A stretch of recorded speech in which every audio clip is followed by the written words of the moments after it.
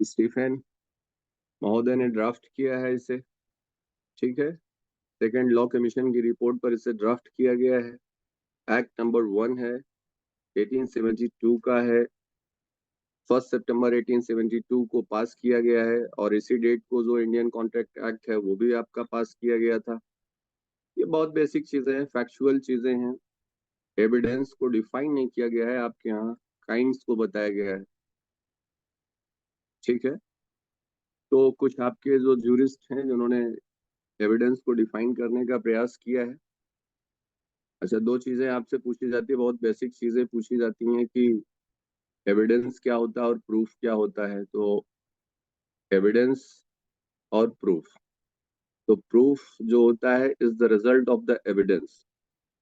साक्ष्य का जो परिणाम होता है वो आपका प्रूफ कहलाता है।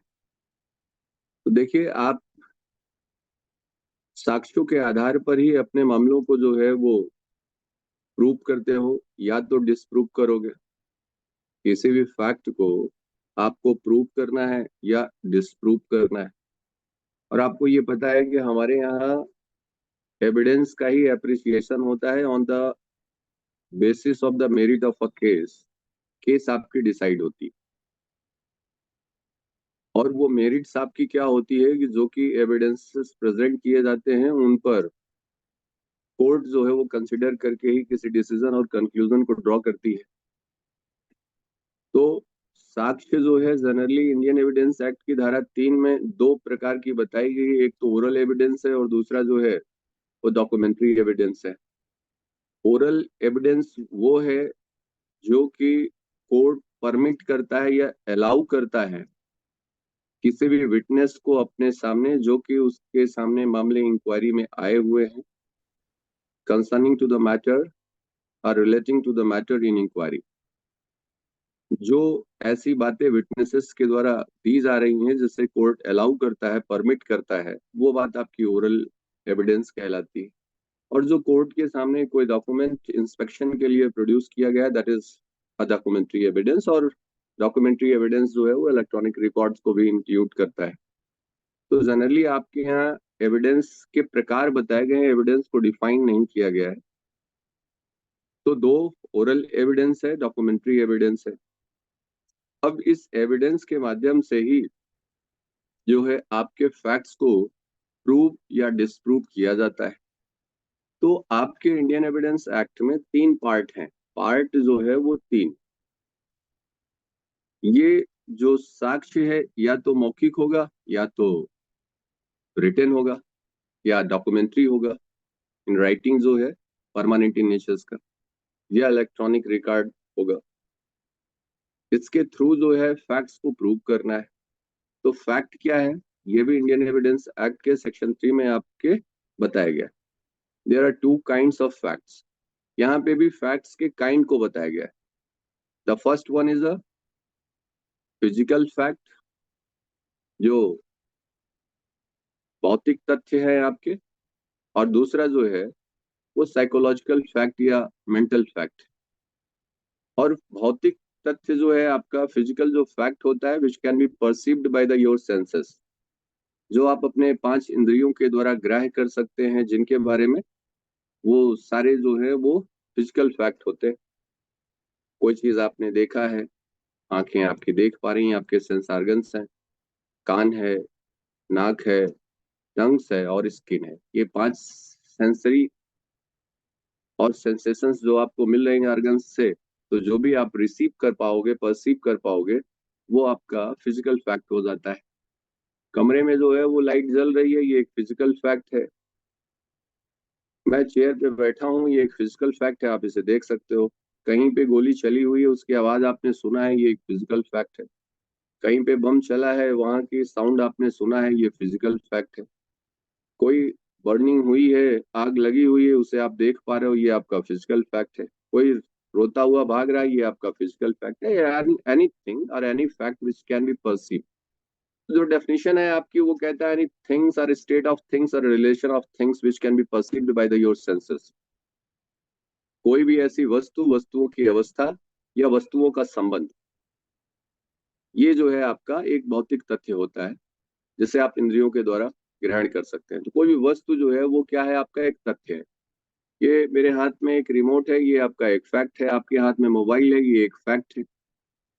और वस्तुओं की अवस्था, स्टेट क्या है, उसकी दशाएं क्या है, सॉलिड है, लिक्विड है, हॉट है, कोल्ड है,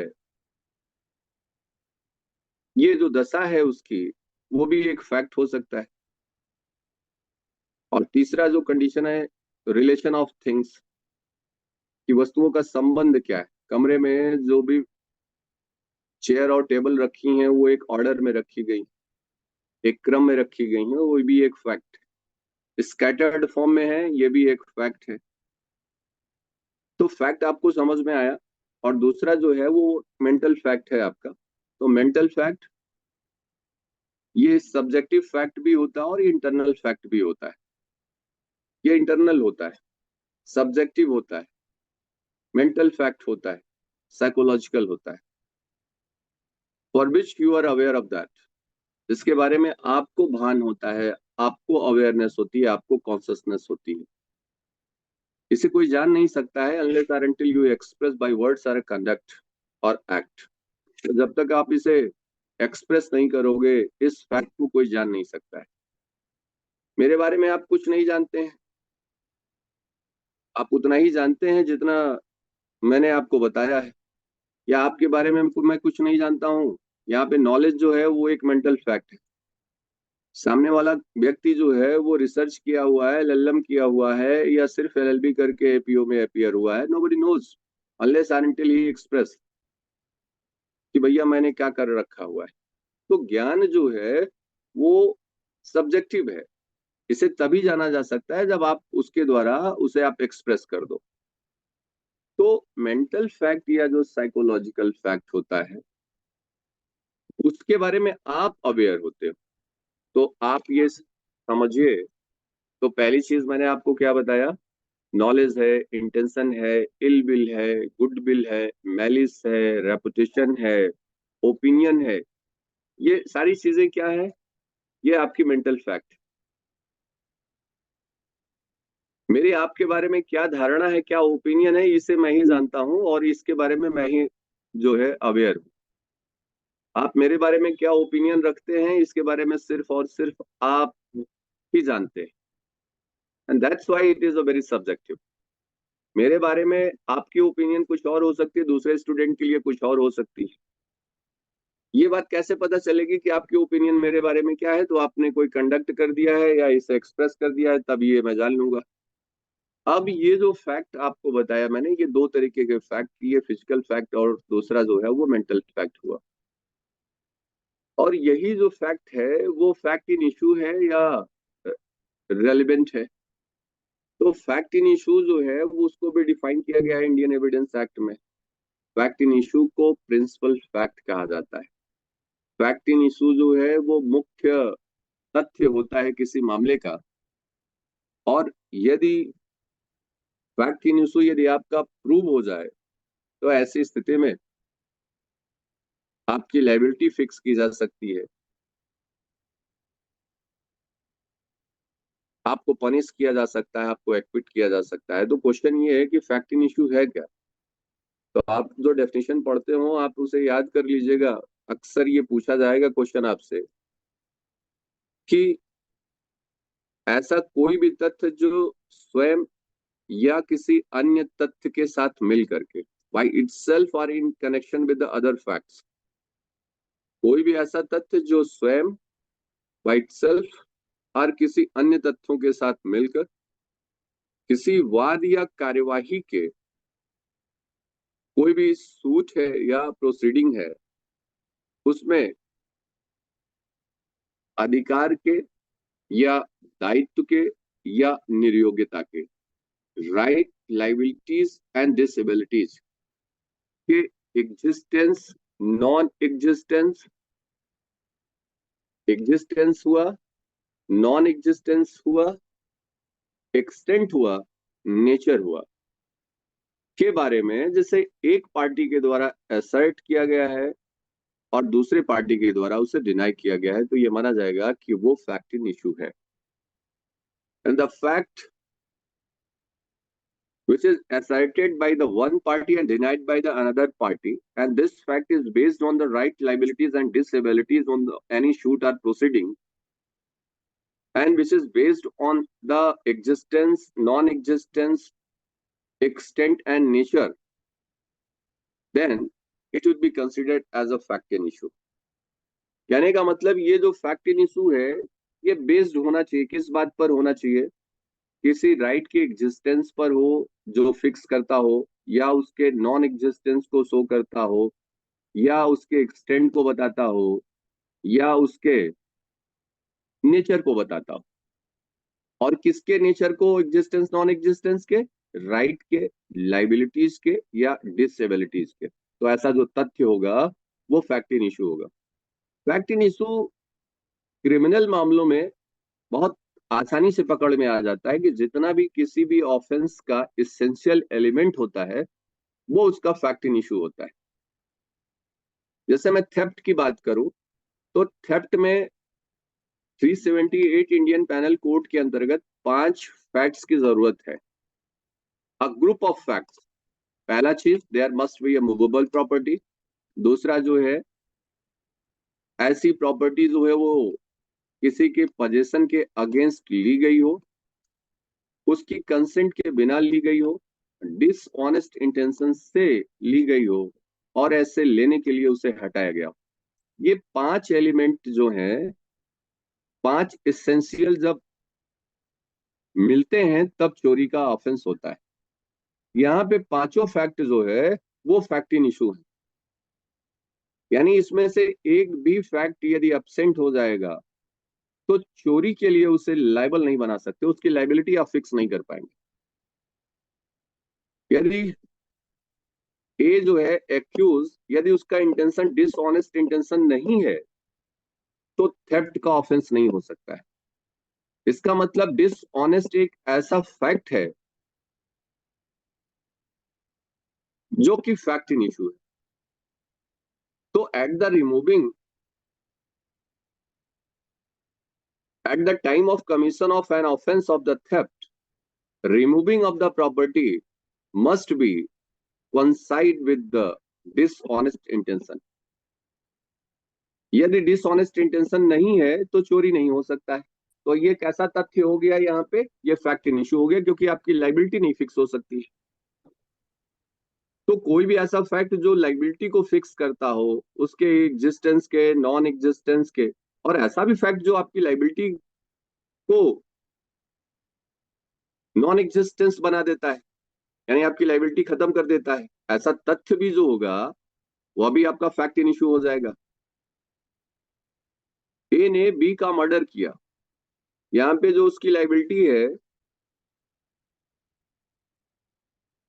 वो कम हो जाएगी यदि उसने ऐसा murder grave and sudden provocation में किया हुआ है। तो here the grave and sudden provocation is also a fact in issue, क्योंकि इससे लाइबिलिटी जो है वो कम हो रही है, उसका जो एक्सटेंट है लाइबिलिटी का वो कम हो गया। यानी सेक्शन 302 से हट करके ये मामला 304 में चला जाएगा। सेक्शन 300 के एक्सेप्शन 1 में बता दिया गया है, if any murder is committed with a grave and sudden provocation that it just convert into the culpable homicide. यहाँ पे लाइबिलिटी आपकी कम कर दिया। तो ये ग्रेव एंड सडन प्रोवोकेशन एक ऐसा फैक्ट है जो कि फैक्ट इन इशू है। तो कोई भी ऐसा फैक्ट जो आपके राइट्स, लाइबिलिटीज और डिसेबिलिटीज के एग्जिस्टेंस, नॉन एग्जिस्टेंस, नेचर और एक्सटेंट को बताता है, और जिसको एक पार्टी असर्ट करता है और दूसरी पार्टी डिनाई करती है, तो वो आपका फैक्ट इन इशू हो जाएगा। और दूसरा जो है वो रेलेवेंट फैक्ट है। तो रेलेवेंट फैक्ट क्या है? वहां पे जो सेक्शन में डिफाइन किया गया है वहां पे वर्ड सिर्फ रेलेवेंट यूज किया गया। तो कहता है कि एक फैक्ट जो है वो दूसरे फैक्ट का रेलेवेंट होगा। One fact is relevant to another. एक तथ्य जो है वो दूसरे का क्या होगा? रेलेवेंट होगा। ये कब माना जाएगा? कि जब ये फैक्ट इस फैक्ट से, यानी ये F1 हुआ और ये F2 हुआ, तो कह रहा है कि ये रेलेवेंट कब होगा? तो कह रहा है कि F1 when is connected with the F2, ये F2 है, F2 से कनेक्ट हो by the any ways which is mentioned under the section 6 to 55 of the Indian Evidence Act। तो जब एक तथ्य किसी दूसरे तथ्य से इस तरीके से जुड़ा है, यानी कनेक्टेड फैक्ट भी बोला जाता है इनको, जो रेलिवेंट होते हैं वो कनेक्टेड फैक्ट होते हैं। और कैसे कनेक्ट हो रहा है वो दूसरे फैक्ट से? जो 6 से 55 में बताए गए प्रकार हैं उनमें से किसी तरीके से वो जुड़ गया है, तो ऐसा जो फैक्ट होगा वो रेलिवेंट फैक्ट होगा। यानी ये जो फैक्ट है उसके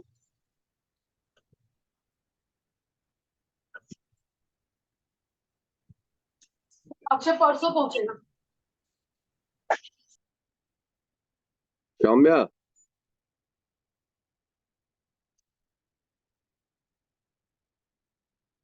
हेलो। Sorry sir. क्या सॉरी? सर अनम्यूट हो गया बाय मिस्टेक। तो मेरे हिसाब से सब लोग गाना सुन लेंगे यदि if you are interested to sing a song.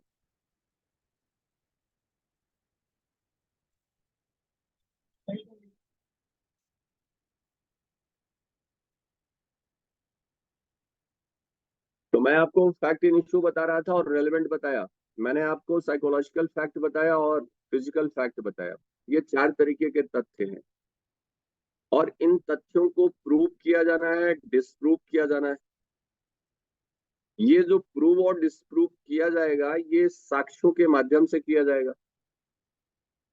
या गवाहों को बुला करके लाया जाएगा, एविडेंसेस के थ्रू किया जाएगा। तो पहली बात तो ये समझ लो कि हमको जो प्रूव करना है वो क्या प्रूव करना है? फैक्ट इन इशू को प्रूव करना है। तो फैक्ट इन इशू जो है उसको असिस्ट करने वाले जो फैक्ट होते हैं वो आपके रेलिवेंट होते हैं। तो किसी फैक्ट के बारे में जब भी कोई साक्ष्य लाया जाता है, वो साक्ष्य जो है जैसे ही कोर्ट के सामने प्रोड्यूस किया जाएगा तो सबसे पहले कोर्ट ये देखेगा कि whether this fact is relevant और नॉट। यहाँ पे कोर्ट के पास अंडर सेक्शन 165 में ये पावर दिया गया है कि जब भी कोई एडवोकेट, प्रोसिक्यूशन कोई फैक्ट के बारे में एविडेंस देना चाह रहा है तो ऐसी स्थिति में उससे पूछा जाएगा कि भैया ये जो तथ्य आप लेके आ रहे हो सामने, ये 5 से लेकर के 55 के बीच में, यानी एग्जैक्टली 6 से लेकर के 55 के बीच में कहाँ पे रेलिवेंट है। तो आपको बताना होगा कि साहब ये धारा 7 में रेलिवेंट है, ये धारा 8 में रेलिवेंट है एज अ मोटिव या प्रिपरेशन या कंडक्ट, या 7 में कॉज इफेक्ट एंड अपॉर्चुनिटी के तौर पर रेलिवेंट है, या ये पर्सन की आइडेंटिटी को डिस्क्लोज करने वाला फैक्ट है, या थिंग्स की आइडेंटिटी को डिस्क्लोज करने वाला फैक्ट है, या ये एडमिशन है, या ये कन्फेशन है, या एक्सपर्ट ओपिनियन है, या एक्सपर्ट ओपिनियन को कंट्राडिक्ट कर रहा है। So you have to mention the section under which you want to produce your fact। तो आपको पहले ये बात साबित करनी होगी कि ये बात जो आप लेके आ रहे हो as a fact, this fact is relevant। If the fact is not relevant, here the court can deny to accept। यहाँ पे कोर्ट उसे डिनाई कर सकता है, नहीं नहीं पहले तो आप ये बताइए कि ये रेलिवेंट कहाँ है, पहले रेलिवेंट होगा तभी मैं इसे देखने वाला हूँ। और यदि वो रेलिवेंट है तब अब उसके बारे में वो विचार करने वाला है, तब उसे वो एडमिट करने वाला है। तो पहले रेलेवेंसी आएगी और फिर उसके बाद एडमिसिबिलिटी आएगी। तो एडमिसिबल वो तब होगा जब वो पहले रेलेवेंट हो, और इसलिए कहा जाता है कि एडमिसिबल फैक्ट्स आर रेलेवेंट। इसके कुछ एक्सेप्शंस भी हैं लेकिन जनरल प्रिंसिपल आपका यही है कि जो एडमिसिबल है वो रेलेवेंट है। तो आपको फैक्ट को प्रूव करना है, फैक्ट इन इशू को प्रूव करना है, और उसे असिस्ट करने के लिए आपके पास रेलेवेंट फैक्ट है। और ये जो रेलेवेंट फैक्ट हैं ये एविडेंसेस के थ्रू जो है वो प्रूव होने वाले हैं। तो एविडेंस मैंने आपको दो बताया, या तो ओरल एविडेंस होगा और या तो आपका डॉक्यूमेंट्री एविडेंस होगा। ऐसे क्वेश्चन ए ने बी का मर्डर किया, यहाँ पे question whether A has committed this murder with the intention और not, this fact is a fact in issue. यदि उसने इंटेंशन से डेथ नहीं कॉज करी है तो ऐसी स्थिति में यहाँ पे मर्डर नहीं हो सकता है। इंटेंशन जरूरी है, सेक्शन 299 और 300 में आपने देखा हुआ है इंटेंशन होना चाहिए। ये एक फैक्ट इन इशू है। ऐसा जो मर्डर कॉज किया हुआ है ग्रेव एंड सडन प्रोवोकेशन में कॉज किया गया है, ये आपका फैक्ट इन इशू है, क्योंकि इससे यदि ये बात साबित हो जाए तो उसकी लायबिलिटी जो है वो उसका एक्सटेंट कम हो जाएगा। तो ए ने बी को मारा है, ये बात डिसाइड करना whether A has committed a murder और नॉट। यदि यही बात प्रूव हो जाए कि क्या ए ने बी को मारा है, ये बात यदि प्रूव हो जाए तो अब उसे हम पनिश कर सकते हैं। तो ये आपका एक फैक्ट इन इशू है। तो फैक्ट इन इशू को क्या किया जाना है, प्रूव किया जाना है कि क्या ए ने बी को मारा, क्या ए ने बी को इंटेंशन से मारा, क्या ए ने बी को नॉलेज के साथ मारा।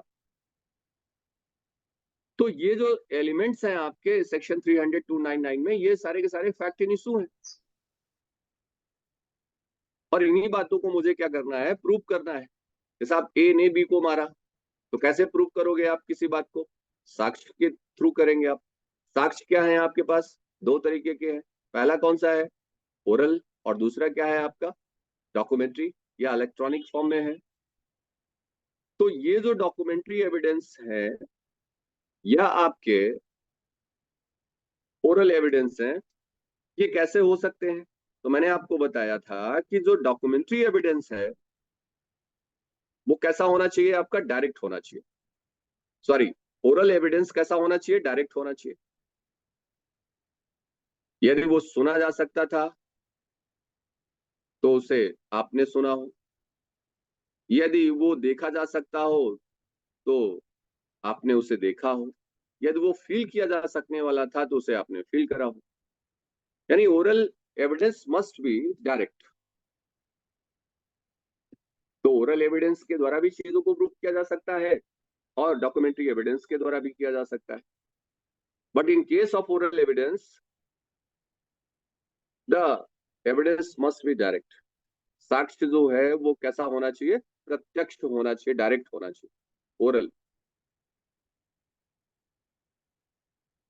और दूसरा तरीका क्या है आपका, दूसरा डॉक्यूमेंट्री एविडेंस के थ्रू भी आप चीजों को प्रूफ करेंगे।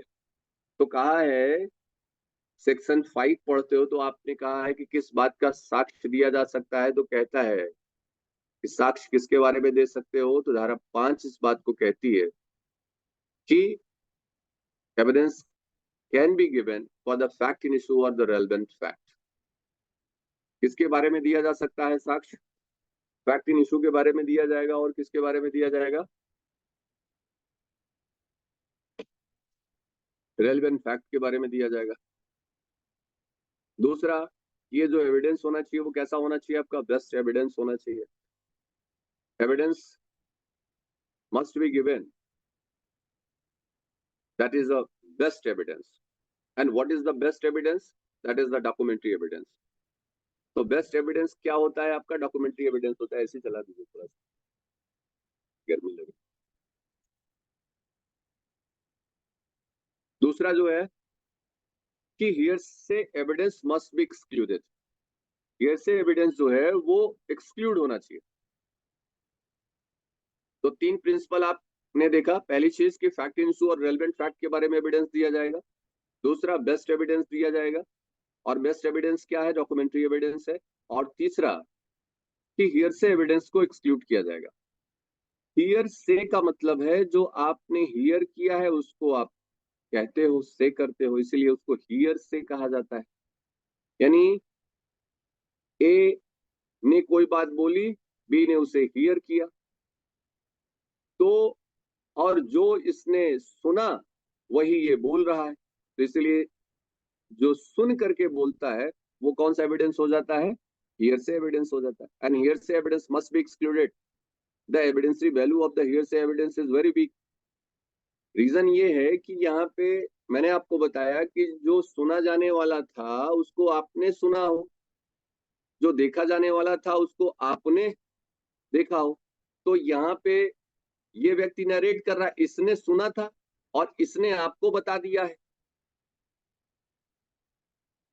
तो यहाँ पे तो आपने उस बात को सुना भी नहीं है, तो आपको क्रॉस एग्जामिन नहीं किया जा सकता है। आप जो बात दे रहे हो उससे ओथ पर भी नहीं लिया जाता है। तो ऐसी स्थिति में ऐसे एविडेंसेस की क्रेडिबिलिटी जो होती है, जो साक्षिक मूल्य होता है, वो बहुत कम हो जाता है।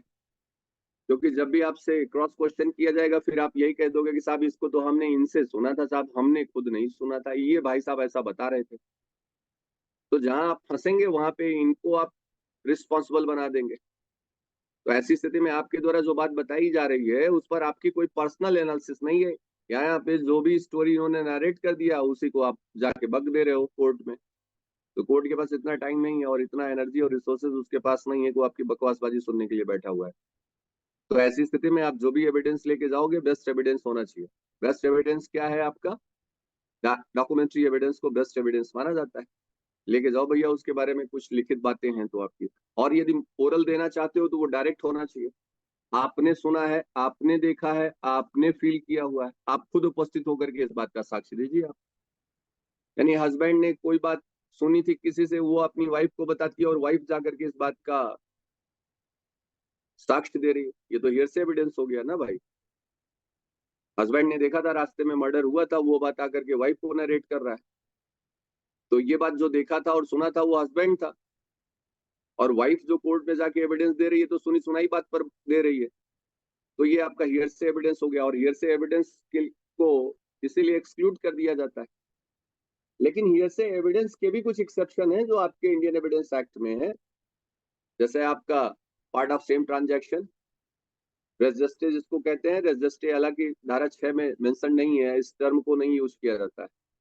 रेजिस्टे वर्ड नहीं यूज है आपके यहाँ।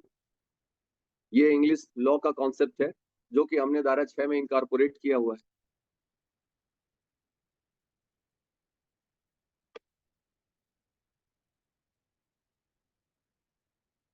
तो आपने साक्ष्य देना शुरू करा, तो साक्ष्य आप किसका दोगे? फैक्ट इन इशू के बारे में दोगे या रेलेवेंट फैक्ट के बारे में दोगे? कौन सा साक्ष्य दोगे? तो या तो मौखिक साक्ष्य दोगे या तो लिखित या दस्तावेजी साक्ष्य दोगे आप। और दस्तावेजी साक्ष्य जो है उसमें यदि कोई बात लिखी गई है किसी डॉक्यूमेंट में, तो कहता है कि content of the document can be proved either by the primary evidence और द सेकेंडरी एविडेंस। यदि दस्तावेज की कोई अंतर्वस्तु है तो उसे या तो प्राथमिक साक्ष्य के द्वारा आप प्रूव करोगे या तो आप सेकेंडरी एविडेंस के द्वारा दोगे आप। तो ये जो प्राइमरी एविडेंस आपका 62 में है और सेकेंडरी जो है आपका वो 63 में है। तो प्राइमरी में आप पहले प्रस्तुत करेंगे, प्राइमरी इन केस आपके पास नहीं है तो आप सेकेंडरी देना चाहेंगे। सेकेंडरी आप तभी दे पाओगे जब धारा 65 की वो कंडीशंस होंगी। कहने का मतलब प्राइमरी आपका इतना बल्कि है, इतना वॉल्यूमिनस है कि उसे न्यायालय में लाया ही नहीं जा सकता है। उस बात को न्यायालय में नहीं लाया जा सकता है, या वो ऐसी प्रॉपर्टी है कि उसे मूव नहीं कराया जा सकता है, या वो डिस्ट्रॉय हो चुका है, या वो अपोजिट पार्टी के पोजीशन में है और नोटिस दिए जाने पर भी वो प्राइमरी एविडेंस को नहीं लेके आता है। तो ये सारी कंडीशन आप बताओगे वहां पे तो आपको सेकेंडरी देने दिया जाएगा, और ये कंडीशन आप नहीं दे पाओगे तो ऐसी स्थिति में आपको मना कर दिया जाएगा। तो जहां पे प्राइमरी एविडेंस जाना चाहिए था और आप वहां पे सेकेंडरी लेकर के खड़े हुए हैं कि साहब सेकेंडरी एविडेंस है मेरे पास, तो कोर्ट आपसे ये कह सकता है कि जरा 65 की कंडीशन पहले प्रूव करके दिखाइए। ये प्रूव करिए आप कि वो 65 की कंडीशन प्रिवेल करती हैं, तभी मैं इसको एक्सेप्ट करूंगा, अदरवाइज नहीं करने वाला। तो आप बताओगे साहब कैसा है कि वो इतना भारी है कि उसे न्यायालय में नहीं लाया जा सकता, उसका मैं फोटोग्राफ लेकर के आया हूँ। तो यहाँ पे फोटोग्राफ जो है वो आपका सेकेंडरी एविडेंस है, आप दे सकते हैं आप।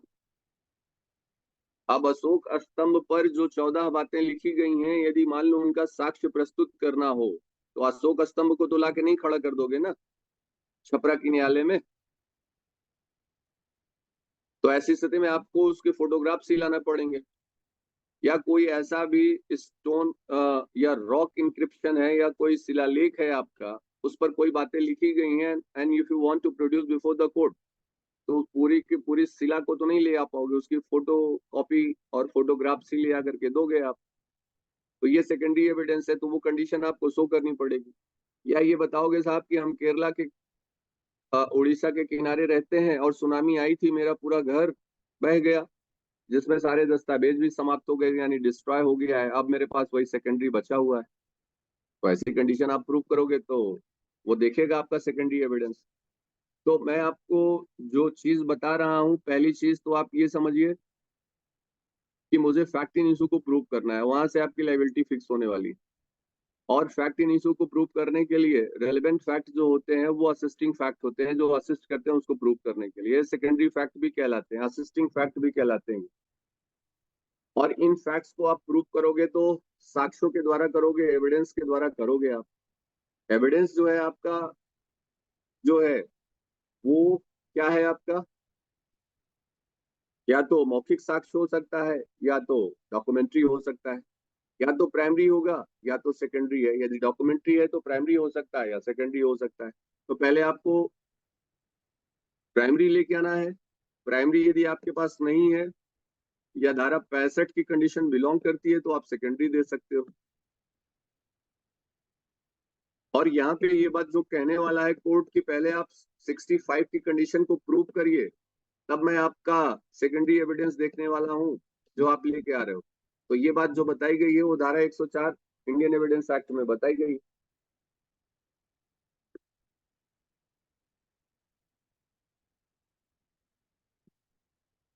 आप लोग खोलिए जरा 104 इंडियन एविडेंस एक्ट।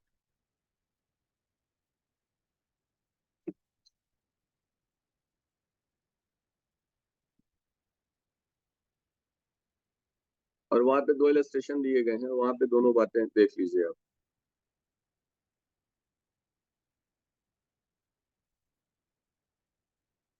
तो जैसे आपने कह दिया कि साहब मैं डाइंग डिक्लेरेशन ये है, इसे सर डीडी के तौर पर कंसीडर किया जाए, पहला जो इलस्ट्रेशन बता रहा है आपको, इसे डीडी के तौर पर देख लिया जाए साहब। तो मजिस्ट्रेट कह सकता है कि पहले भाई डेथ प्रूव कर दो जरा। तो ये बात जो कहने वाला है कि when the one fact is based on the another fact, कि ये जो फैक्ट है वो किसी दूसरे फैक्ट पर बेस्ड करता है, तो कोर्ट इज इंटाइटल्ड, कोर्ट किस बात के लिए इंटाइटल्ड है कि वो ये कह सकता है कि ये पहले अदर फैक्ट प्रूव करिए तब ये फैक्ट देखेगा। तो यहाँ पे ये डाइंग डिक्लेरेशन तभी हो सकता है जब डेथ पहले हो जाए। तो कह सकता है कि पहले आप डेथ को प्रूव कर दीजिए, तब मैं इसको डाइंग डिक्लेरेशन के तौर पर देखूंगा। और इसी तरीके से आपके यहाँ जो बातें बताई गई हैं कि आप सेकेंडरी एविडेंस देना चाहते हो, तो कोर्ट आपसे कह सकता है कि पहले 65 की कंडीशन प्रूव करिए आप।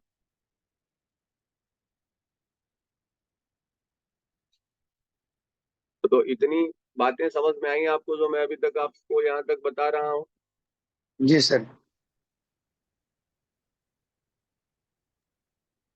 अभी यदि यस सर। किसी को यदि जी कोई सर। बात इसमें यहाँ तक पूछना हो तो पूछो यार, क्योंकि अब अब टाइम इतना कम है कि बहुत शॉर्ट में ही बातें बताई जा सकती हैं, बहुत ज्यादा तो बताया नहीं जा सकता। सर ये बहुत इनफ है सर, इतना तो लोग बस ये रिकैप्चुलेट करने के लिए काफी है सर, ये जो आप बता रहे हैं। चलिए अब आते हैं भाई, जरा देखो कि अब आपने देख लिया फैक्ट है, फैक्ट को क्या करना है, प्रूव करना है। और प्रूव जो करोगे वो कैसे करोगे, थ्रू द एविडेंसेस करोगे आप। एविडेंस। एविडेंस मैंने आपको बता दिया।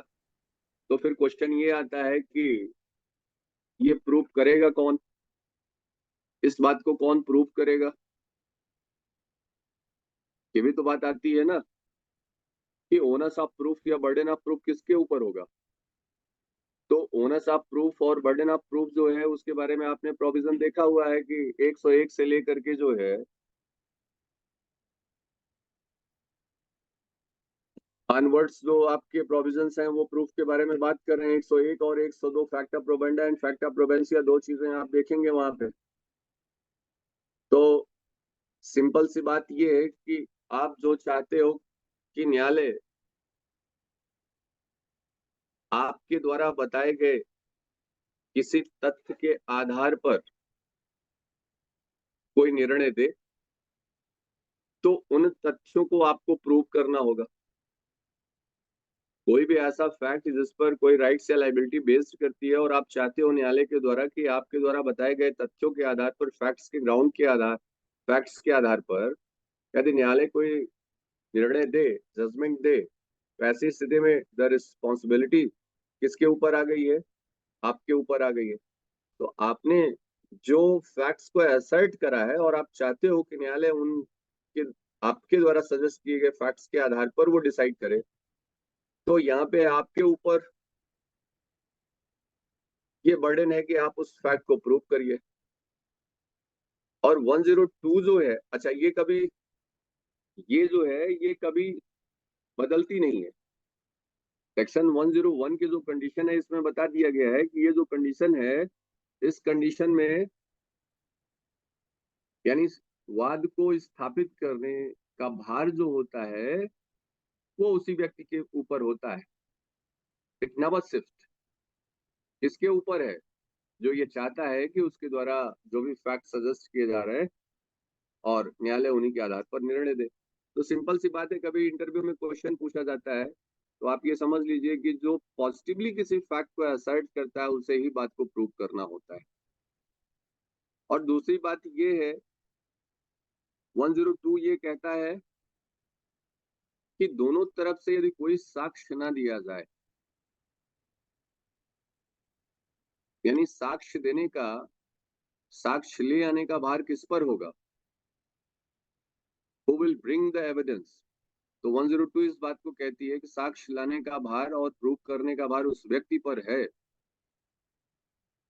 जो फेल कर जाएगा यदि दोनों तरफ से कोई भी साक्ष्य न दिया जाए। Who will lose the case. तो आपने देखा हुआ है कि आपके यहाँ तराजू का कॉन्सेप्ट है, आपने देखा ही होगा, दोनों तरफ से एविडेंसेस आ रहे हैं। तो सिविल मैटर में आपने यही देखा है कि प्लेंटिफ जो है वो अपनी तरफ से एविडेंस को देता है, डिफेंडेंट जो है वो अपनी तरफ से एविडेंस देता है। तो जिसका वेट ज्यादा होता है उधर ये झुक जाता है। तो ये कंडीशन देखिए जरा, ये बैलेंस है आपका। मैंने साक्ष्य दिया तो हमारा वेट ज्यादा हो गया। इसका मतलब अब दोनों तरफ से यदि कोई साक्ष्य न दिया जाए तो केस को लूज करने वाला कौन है? This person. और ये साक्ष्य का भार भी किसके ऊपर होगा? आप कौन लेके आएगा? इसके ऊपर होगा। यदि ये नहीं लाएगा तो अब हारने वाला है। अब जरा देखो, इसने साक्ष्य दिया तो बैलेंस इसका नीचे चला गया। अब यदि दोनों तरफ से कोई साक्ष्य न दिया जाए तो कौन हारने वाला है केस को? This person. तो भार किसके ऊपर हो जाएगा? इसके ऊपर हो जाएगा। अब इसने साक्ष्य दिया, अब इधर फिर इसका वेट ज्यादा हो गया। तो ये प्रक्रिया चलती रहती है और लास्ट में वो व्यक्ति केस को लूज कर जाता है जिसका वेट कम होगा, क्योंकि अब उसके पास कोई साक्षी नहीं बचा हुआ, इस बात को प्रूव ही नहीं कर पाता है। तो आपने ये देखा है कि सिविल मैटर में जो बर्डन ऑफ प्रूफ है वो प्लेंटिफ टू डिफेंडेंट और डिफेंडेंट टू प्लेंटिफ शिफ्ट करता रहता है। जबकि क्रिमिनल मैटर में ये जो बर्डन ऑफ प्रूफ होता है वो प्रोसिक्यूशन के ऊपर होता है। प्रोसिक्यूशन को कैसे करना होता है? बियॉन्ड द रीजनेबल डाउट, इस बात को प्रूव करना होता है। लेकिन यदि एक्यूज के द्वारा कोई भी एविडेंसेस को लिया जा रहा है, सॉरी डिफेंस को लिया जा रहा है, या किसी प्रोवाइजो का बेनिफिट लिया जा रहा है, या उसके किसी इलस्ट्रेशन का बेनिफिट लिया जा रहा है, तो बर्डन ऑफ प्रूफ शिफ्ट कर जाता है प्रोसिक्यूशन से किसकी तरफ, एक्यूज की तरफ। तो 105 इंडियन एविडेंस एक्ट जो है इस बात को प्रोवाइड करती है कि यदि कोई भी एक्यूज किसी defence, whether it is a general और स्पेसिफिक, या उसके किसी प्रोवाइजो या उसके किसी इलस्ट्रेशन का बेनिफिट लेना चाहता है, तो बर्डन ऑफ प्रूफ एक्यूज के ऊपर हो जाता है। लेकिन यहाँ पे जब बर्डन ऑफ प्रूफ एक्यूज के ऊपर आता है, तो अब यहाँ पे जो स्टैंडर्ड ऑफ प्रूफ हो जाता है वो सिविल मैटर की तरह हो जाता है। वहां पे प्रोसिक्यूशन को प्रूव करना है तो beyond the reasonable doubt prove करना होगा, लेकिन एक्यूज यदि डिफेंस लेकर के किसी चीज को प्रूव करना चाहता है तो यहाँ पे प्रोबेबिलिटी ऑफ द प्रीपॉन्डरेंस के आधार पर यहाँ पे मैटर को डिसाइड किया जाएगा, जैसा कि सिविल मैटर में होता है। मैं दो चीजों डिस्टिंग्विश कर रहा हूँ, इस बात को समझ लेना आप। यदि प्रोसिक्यूशन किसी मैटर को प्रूव कर रहा है एक्यूज के अगेंस्ट, तो उसे बियॉन्ड द रीजनेबल इस बात को प्रूव करना होगा। और यदि एक्यूज्ड डिफेंस लेकर के उस बात को प्रूव करना चाहता है तो यहाँ पे प्रीपॉन्डरेंस ऑफ प्रोबेबिलिटी के आधार पर मैटर डिसाइड होगा, न कि बियॉन्ड द रीजनेबल डाउट होगा। और यही बात जो है सिविल मैटर में लागू होती है। सिविल मैटर में भी बियॉन्ड द रीजनेबल डाउट जैसा कोई कॉन्सेप्ट नहीं है, वहां पे प्रीपॉन्डरेंस ऑफ द प्रोबेबिलिटी का कॉन्सेप्ट है, यानी जहां पे अधिसंभाव्यता है, जहां पे प्रोबेबिलिटी ज्यादा है, जिसकी तरफ झुकाव है, वही केस को जीतता है।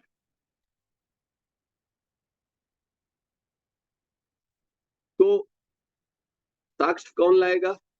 सिविल मैटर में मैंने आपको बता दिया। उस बात को प्रूव कौन करेगा? उस बात को कौन प्रूव करेगा? या तो प्लेंटिफ करेगा या तो डिफेंडेंट करेगा, और ये बर्डन ऑफ प्रूफ जो होता है वो शिफ्ट करता रहता है। जबकि क्रिमिनल मैटर में ये प्रोसिक्यूशन के ऊपर ही बना रहता है। लेकिन कुछ फैक्ट ऐसे होते हैं जिन्हें प्रूव करने की जरूरत नहीं होती। तो जनरली आपके पास तीन ऐसे फैक्ट हैं जिन्हें प्रूव करने की जरूरत नहीं होती। एक तो admitted fact need not to be prove. Section 58 के अंतर्गत फॉर्मल एडमिशन की बात की गई है, और जहां पे ये बता दिया गया है जिस बात का आपने एडमिशन कर लिया है उसे प्रूव करने की जरूरत नहीं। सिंपल सी बात है। जिस बात को लॉजिकली भी है, जिस बात को आपने एडमिट कर लिया, अब दूसरी पार्टी के ऊपर क्या रह गया है? अब क्या बचा है? उसने यदि एडमिट कर लिया है तो ऐसे वाइफ ने कह दिया है कि ये मेरे हस्बैंड है, और हस्बैंड ने इस बात को एक्सेप्ट कर लिया, yes she is my wife, so there is no question of dispute here. यहाँ तो कोई विवाद का विषय है ही नहीं।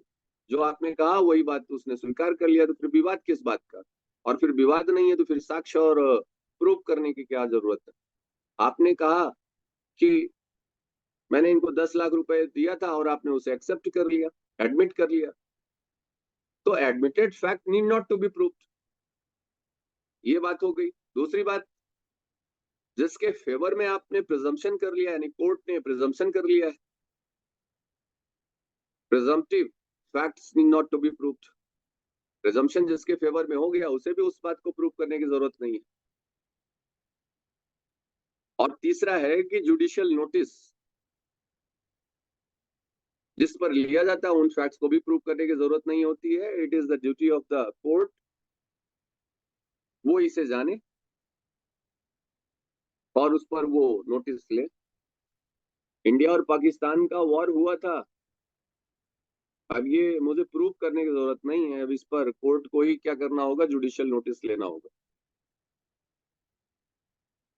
हमारा चाइना के साथ वॉर हुआ था, इस बात को प्रूव करने की जरूरत नहीं है। हमारे यहाँ कितना नेशनल हॉलीडे हैं, इस बात को प्रूव करने की जरूरत नहीं है। हमारी जो वॉर की रेगुलेशंस हैं, जो नियमावलियां हैं आपकी युद्ध की, उन्हें प्रूव करने की जरूरत नहीं। जो लॉ ऑफ द लैंड है इंडिया की, उसे प्रूव करने की जरूरत नहीं है। अब ये कह दें कि हत्या जो है वो 300 में ही लिखी गई है, इसे प्रूव करिए आप। अब इसमें क्या प्रूव करना है भाई? आईपीसी खोलो, 300 में दिया हुआ है, परिभाषा पढ़ लो। हाँ ठीक है, आप सजेस्ट कर सकते हैं कि वो सोर्स आप दीजिए जहां पे वो चीजें हैं, तो आप मान सकते हैं कि आईपीसी का बेयर एक्ट दे दो, मेरे पास बेयर एक्ट नहीं है,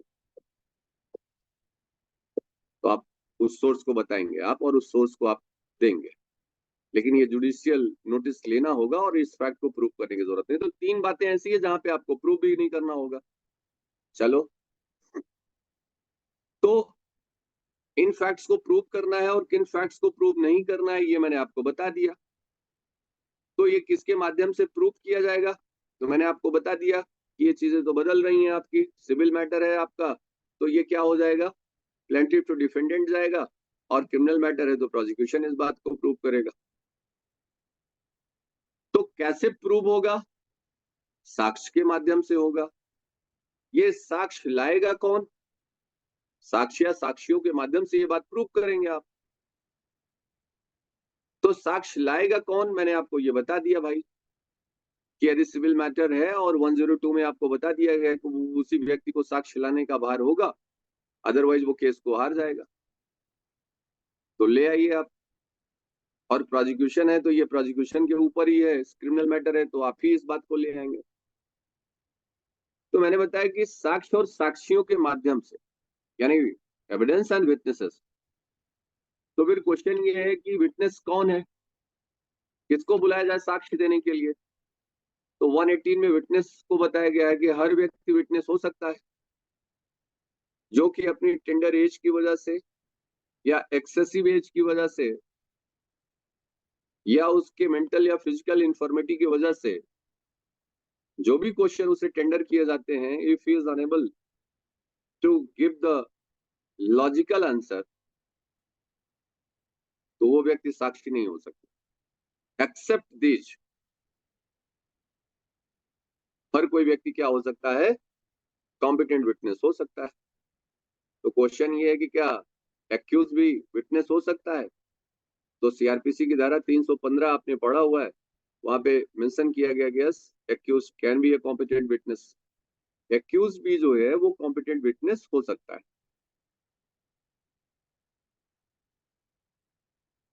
तो 118 जो है वो विटनेसेस के बारे में बता रहा है। तो कहा गया कि भैया ये बताओ कि जो डम्ब है, जो बोल नहीं सकता है, वर्बली कम्युनिकेट नहीं कर सकता है, क्या वो भी हो सकता है। यस, हो सकता है। तो वो अपनी बात को इन राइटिंग लिखेगा या साइन रिप्रेजेंट करेगा, लेकिन उसकी जो वैल्यू होगी वो ओरल एविडेंस की होगी, लिखित नहीं होगी। मैं बोल नहीं पाता हूं, मैं लिख करके साक्ष्य दे रहा हूं। तो यहाँ पे जो लिख करके साक्ष्य दिया है वो डॉक्यूमेंट्री एविडेंस नहीं माना जाएगा, वो ओरल एविडेंस ही माना जाएगा। चलो यार, तो विटनेस को आपने देख लिया, कौन हो सकता है, कोई भी हो सकता है, एक्सेप्ट 2-3 लोगों को मैंने छोड़ दिया। कौन सा, कौन नहीं हो सकता है। तो पहली चीज मैंने बता दिया कि बाय द टेंडर एज, बहुत कम एज का है वो। अब 2 साल का लड़का है, वो क्या समझेगा किसी क्वेश्चन के नेचर को। 1 साल का बच्चा है, वो नहीं समझता है चीजों को। या बहुत एक्सेसिव एज है, बहुत ज्यादा है, 99 साल के हैं, होठ कांप रहे हैं, डिमेंशिया से ग्रसित हैं, जो क्वेश्चन पूछा जा रहा है वो समझ ही नहीं पा रहे हैं उसके नेचर को। और तीसरा जो कंडीशन है आपका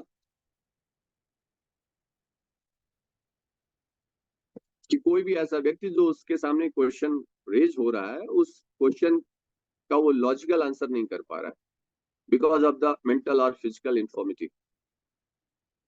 तो ऐसे मेंटल और फिजिकल इंफॉर्मिटी की वजह से भी वो आंसर नहीं कर पा रहा है। अदरवाइज जो भी क्वेश्चन रेज किया जा रहा है कोर्ट के थ्रू या प्रोसिक्यूशन के थ्रू या अपोजिट पार्टी के प्लीडर्स के थ्रू, उसका आप लॉजिकल आंसर दे पाते हो, एक रैशनल आंसर देने की क्षमता है आप में, तो ये माना जाएगा कि आप विटनेस हो सकते हो। तो फिर क्वेश्चन है कि भाई कितने विटनेस आने चाहिए किसी मामले में।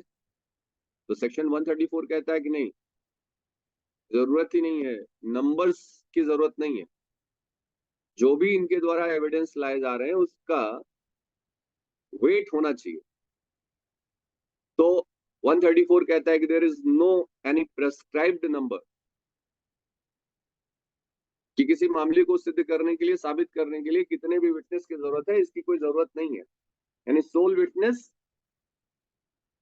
के ग्राउंड पर भी और उसके साक्ष्य के आधार पर भी किसी को कन्विक्ट किया जा सकता है, सफिशिएंट होता है वो। तो हमारे यहाँ जो साक्ष्य होता है उसके नंबर्स को नहीं देखा जाता है, साक्ष्यों के वेट को देखा जाता है, उनके द्वारा जो दिया गया उसकी एविडेंसरी वैल्यू क्या है, उसका वेट क्या है। तो साक्ष्य आ गया है, फैक्ट्स को प्रूव किया जा रहा है। तो क्वेश्चन ये है कि अब कोई फैक्ट प्रूव कब माना जाएगा। साक्षी आए हैं, साक्ष्य दे रहे हैं, साक्ष्य कौन हो सकता है, या तो प्राइमरी हो सकता है, या तो सेकेंडरी हो सकता है, या ओरल हो सकता है, या डॉक्यूमेंट्री हो सकता है। तो कब माना जाएगा कि कोई फैक्ट प्रूव हो चुका है।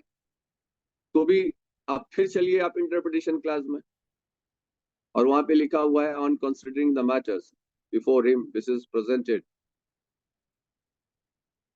अपने समक्ष आए हुए मामले पर विचार करने के बाद न्यायालय यदि ऐसे फैक्ट के एग्जिस्टेंस के बारे में मान लेता है कि ऐसा फैक्ट एग्जिस्ट करता है, या किसी भी एक प्रज्ञावान व्यक्ति के सामने उन मामलों को रख दिया जाए, तो वो उसके एग्जिस्टेंस को हाईली प्रोबेबल मानते हैं कि वो एग्जिस्ट करेगा, तो ये माना जाएगा कि वो फैक्ट प्रूव हो चुका है। तो ऐसे सारे फैक्ट जो है वो प्रूव हो रहे हैं या डिसप्रूव हो रहे हैं। यदि उसे हाईली इम्प्रोबेबल मान लिया जाए तो वो क्या हो जाएगा, डिसप्रूव हो जाएगा। तो फैक्ट प्रूव हुआ या डिसप्रूव हुआ। अब जरा देखिए यहाँ पे जो विटनेसेस आए हैं, साक्ष्य को दे रहे हैं, तो यहाँ पे इनके द्वारा जो साक्ष्य दी जा रही है, इनकी क्रेडिबिलिटी को भी इम्पीच किया जा सकता है कि साहब ये जो व्यक्ति आया हुआ है ना, अभी कल ही इसके अकाउंट में 5 लाख रुपए ट्रांसफर हो गए हैं। इसका मतलब क्या है कि अपोजिट पार्टी के थ्रू जो है, जिस पार्टी ने बुलाया था साक्ष्य देने के लिए, उसके अपोजिट पार्टी ने उसे 5 लाख रुपए ट्रांसफर कर दिया है कि भैया मेरे खिलाफ बात ना करना। इसका मतलब इसकी क्रेडिबिलिटी इंपीच हो रही है यहाँ पे। अब ये पार्शियल होने वाला है, पार्शियल बात करेगा, तो ये बात बताई जा सकती है कि साहब ये ब्राइब्ड है या थ्रेटेंड है, या ये अपोजिट पार्टी से मिल चुका हुआ है। ये क्रेडिबल नहीं है साहब, तो उसकी क्रेडिबिलिटी को भी इम्पीच करेंगे, तो इम्पीच किया जा सकता है, क्रेडिबिलिटी को इम्पीच कर सकते हैं आप।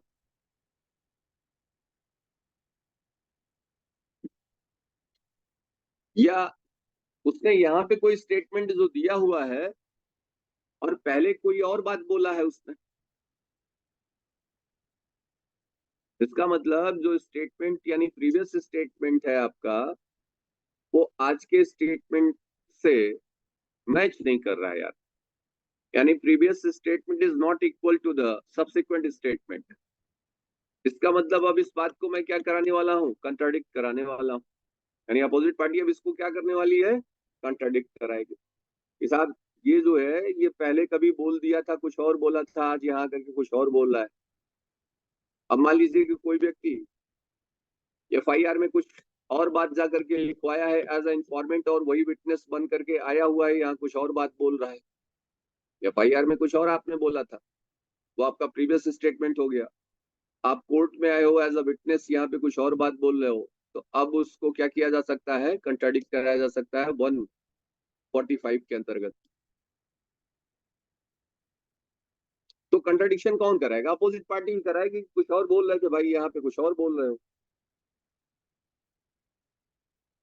या ऐसा भी हो सकता है कि जो बातें आपने पहले बोली थी और वही बात अभी भी बोल रहे हो, इसका मतलब इसे कोरोबोरेट भी कराया जा सकता है। तो ये कौन कराएगा, सेम पार्टी कराएगी आपकी। जैसे आप ये बात एफआईआर में भी उसने ये बोली थी और वही बात यहाँ भी बोल रहा है आज। अच्छा, ये बातें हो गई आपकी। तो कुछ ऐसे मामले होते हैं जहां पे एक्सपर्ट ओपिनियन लेना पड़ जाता है कोर्ट को, क्योंकि कोर्ट जो है वो हर मामले को जानता है, ये जरूरी है नहीं। हम तो ये प्रिज्यूम करते हैं ना कि हर व्यक्ति जो है वो जानता है किसी मामले को, लॉ को जानता है, लॉ ऑफ लैंड को जान रहा है, ये प्रिज्यूम करते हैं। इसका मतलब ये है कि हम नहीं जानते हैं, तभी तो हम प्रिज्यूम कर लिए आपके बारे में। और जानते होते तो प्रिजम्पशन की क्या जरूरत होती। तो उसी तरीके से साइंस के मैटर है, आर्ट के मैटर है, आपके फॉरेंसिक साइंस का मैटर है, फिंगर इम्प्रेशन का कोई मामला है, थंब इम्प्रेशन का कोई मामला है, या कोई फॉरेन लॉ से रिलेटेड मैटर है, जिस पर यदि कोई ओपिनियन बनानी है तो उस पर एक्सपर्ट की ओपिनियन लेनी पड़ जाएगी, तो एक्सपर्ट की ओपिनियन लिया जाएगा। और यहाँ पे जो एक्सपर्ट की ओपिनियन है उसे भी कंट्राडिक्ट कराया जा सकता है और कोरोबोरेट कराया जा सकता है। तो एक्सपर्ट एज अ विटनेस आ सकता है। अब डॉक्टर भी क्या हो सकता है, एक्सपर्ट हो सकता है, जिसने पोस्टमार्टम रिपोर्ट तैयार करी है वो भी एक्सपर्ट ही होता है। तो उन्होंने जो पोस्टमार्टम रिपोर्ट तैयार करी है, उन्होंने कहा साहब कि हम तो रोज 10 पोस्टमार्टम रिपोर्ट तैयार करते हैं, मुझे पता नहीं। तो उसके लिए आपको कह दिया जाएगा कि भाई जो रिपोर्ट आपने तैयार करा था, तो 159 के अंतर्गत आप अपनी मेमोरी को रिफ्रेश कर लो यार, ये देख लो जरा, तुमने ही बनाया था या तुम्हारे डायरेक्शन में ये बना था, और जिसको तुमने पढ़ा था उस समय पढ़ करके ये बताया था कि वो बात सही है। तो यहाँ पे मेमोरी भी रिफ्रेश कराया जा सकता है।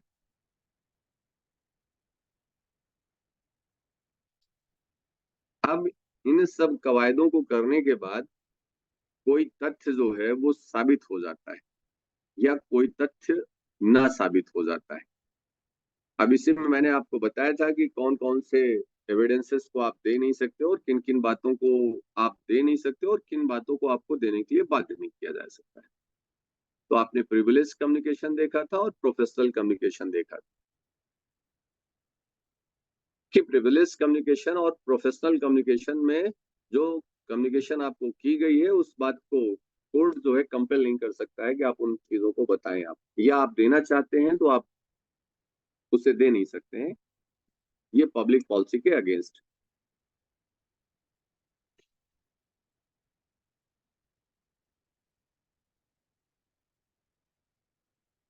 और फिर ये है कि कौन कौन से क्वेश्चन पूछे नहीं जा सकते हैं, तो आपके यहाँ कुछ लिमिटेशन भी लगाई गई है कि उन्हें आप पूछ भी नहीं सकते। स्कैंडलस क्वेश्चन है, जो इंसल्ट करने वाला है, जो एनॉय करने वाला है। आपने 149 150 की कंडीशंस देखी है, 151 की कंडीशन देखी है, जहां पे इस तरीके के क्वेश्चन आपसे नहीं पूछे जा सकते। अब ये जो विटनेसेस आए हुए हैं इन्हें एग्जामिन भी किया जाना है, तो एग्जामिनेशन का ऑर्डर है आपके यहाँ, एग्जामिनेशन इन चीफ है, एग्जामिनेशन इन चीफ के बाद आपका क्रॉस एग्जामिनेशन है, क्रॉस एग्जामिनेशन के बाद जो है आपका री एग्जामिनेशन। इनके पर्पजेज हैं, इनके स्कोप है। इन सारी चीजों के बाद कोई तथ्य या तो प्रूव होगा या तो डिस्प्रूव होगा या तो नॉट प्रूव होगा। प्रूव हो चुका है तो उसके आधार पर आपको कन्विक्ट किया जा सकता है या आपको एक्विट किया जा सकता है।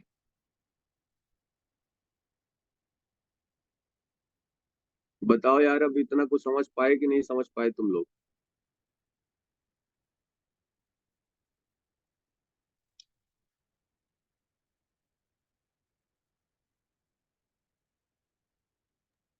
समझे सर।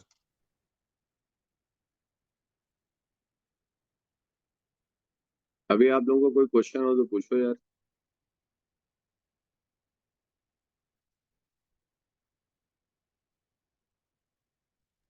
सर फैक्टम प्रोवेंडा और फैक्टम प्रोबेंस में सर एक बार डिफरेंस बता दीजिए। फैक्टम प्रोवेंडा बेटा 101 है और फैक्ट प्रोवेंसिया 102 है। ठीक है, okay sir, facta thank probanda, you. Yes. इसका मतलब जिससे आप पॉजिटिवली असर्ट करते हो, it is your responsibility, onus of proof is on your head, you have to prove. ये है फैक्टा प्रोवेंडा। और facta probantia, who bring the evidence first, कौन लाएगा साक्ष्य। ठीक है, तो साक्ष्य लाने का भार और वाद को स्थापित करने का भार, तो वाद लाने का भार जो है वो 101 है और साक्ष्य लाने का भार 102 है। ठीक है, 102 जो है वो चेंजेबल है, शिफ्ट करती रहती है from one head to another, और 101 जो है वो फिक्स्ड होता है। और okay sir, thank you.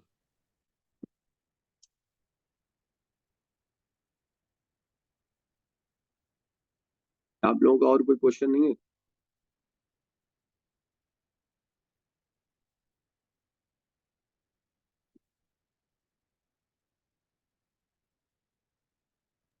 Sir hmm. Sir एक बार वो रिलेवेंसी वाले प्रोविजन सर समझा दीजिए, 40 हम्म। 40 से 44 सर, रिलेवेंसी वाला प्रोविजन सर एक बार इफ पॉसिबल। रेलिवेंसी कौन सा बेटा? Sir 42 44 sir.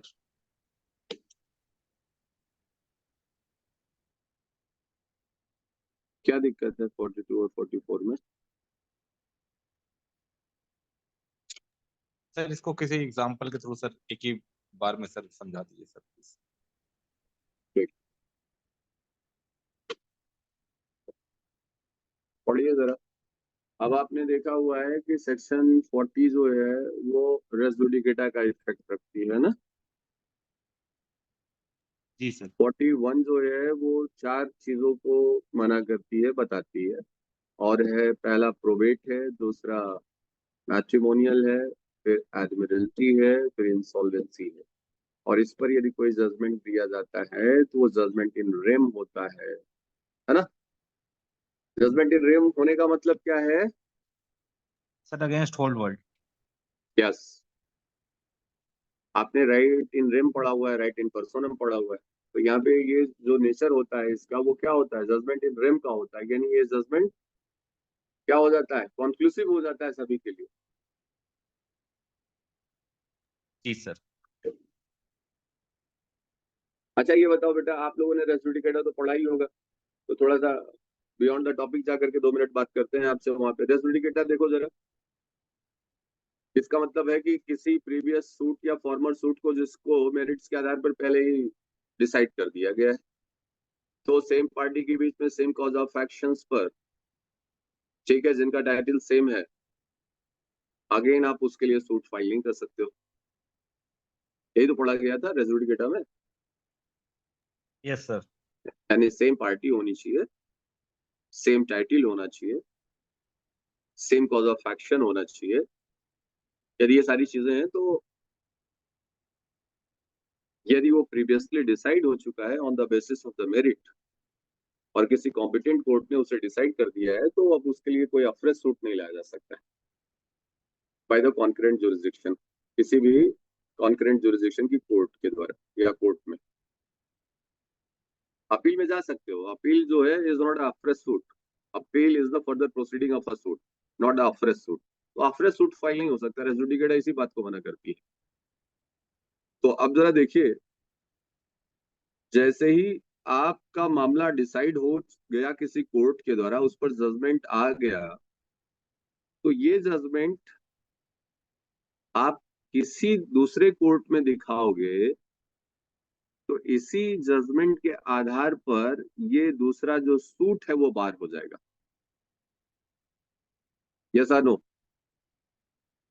कि जैसे ही मान लीजिए ए वर्सेस बी के बीच में सूट फाइल किया गया, ए के फेवर में डिक्री पास हो गई, ए जो है वो डिक्री होल्डर हो गया। अब यहाँ पे बी जो है वो जजमेंट डेटर है, लेकिन बी जो है इस मामले से संतुष्ट नहीं है। वो बगल वाले जिले के न्यायालय में जाकर के सूट फाइल करता है, क्योंकि आपकी प्रॉपर्टी दोनों जिले में है, आधा इधर है आधा उधर है, तो दूसरे वाले कोर्ट में भी फाइल किया ही जा सकता है। तो बी अब चला गया एक नया सूट लाने के लिए, और वो फाइल करना है एडजेसेंट डिस्ट्रिक्ट कोर्ट में जाकर के फाइल करना चाहता है। तो जैसे वो फाइल करना चाहेगा, तो आप उस डिस्ट्रिक्ट कोर्ट को दिखाओगे ना ये वाला जजमेंट, जो कि ऑलरेडी डिसाइड हो चुका है। और ये जजमेंट ऐसा है कि उस नए सूट के इंस्टीट्यूशन को ही बार कर देगा कि भाई जब ऑलरेडी तुम्हारा मामला किसी कॉम्पिटेंट कोर्ट के द्वारा डिसाइड कर दिया गया है, तो अब तुम फिर यहाँ क्यों आ रहे हो? If you are not satisfied, तो आप अपील में जाइए, आप या रिवीजन में जाइए, आप नया वाद नहीं ला सकते। तो सेक्शन 40 आपका ये बात बता रहा है। क्या बताता है? कि यदि वो इस नेचर का है कि किसी सूट के इंस्टीट्यूशन को बार कर दे, तो ऐसी स्थिति में वो जजमेंट आपका रेलिवेंट होगा, पहली बात। सेक्शन 41 आपका कहता है कि ऐसी स्थिति में जजमेंट रेलिवेंट हो जाएगा जो प्रोबेट के बारे में हो, एडमिरल्टी के बारे में हो, मैट्रिमोनियल के बारे में हो, या इंसॉल्वेंसी के बारे में कोई जजमेंट दिया गया है, तो वो भी अदर प्रोसीडिंग्स में वो जजमेंट आपका रेलेवेंट हो जाएगा। आपका जो क्वेश्चन था भाई साहब, वो क्वेश्चन कौन सा था, कौन सा सेक्शन का? 40 यस सर, 40 का ही था सर। ना समझ में आया? आ गया सर, बिल्कुल आ गया सर। Thank you sir.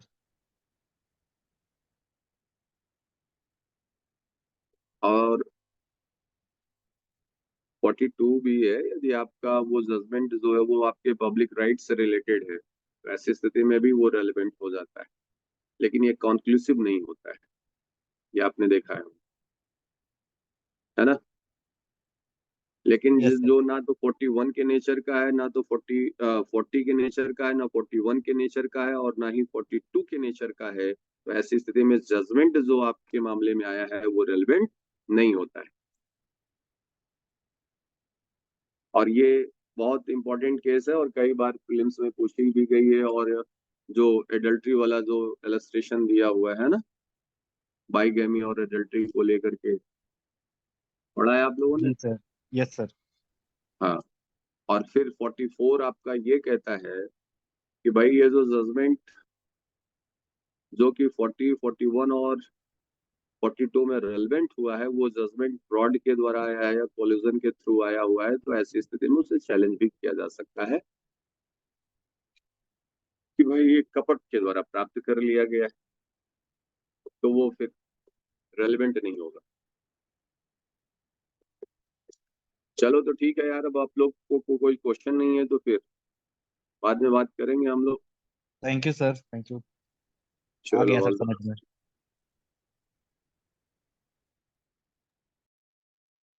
प्रणाम सर।